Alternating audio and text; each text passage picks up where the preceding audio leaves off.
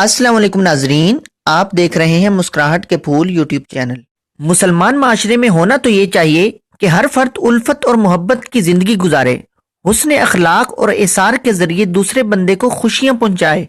लेकिन आजकल हम अपने घरों में देखते हैं कि हर घर के अंदर कहीं ना कहीं झगड़ा और फसाद है। खास तौर पर हमारे ससुराली माशरे के अंदर दंगा, फसाद और झगड़े का माहौल बहुत ज्यादा पाया जाता है। ससुराली माशरे में एक खींचातानी का माहौल होता है। सास से पूछो तो वो अपनी जगह सच्ची, बहू से पूछो तो वो अपनी जगह सच्ची, नंदों से पूछो तो वो अपनी जगह सच्ची।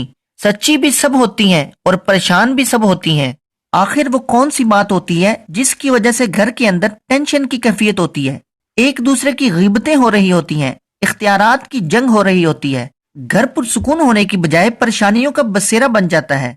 क्या आप इन झगड़ों की बुनियादी वजूहात जानना चाहते हैं? क्या आप जानना चाहते हैं कि सास की तरफ से झगड़ों के क्या असबाब हैं? क्या आप जानना चाहते हैं कि बहू की तरफ से झगड़ों के क्या असबाब हैं?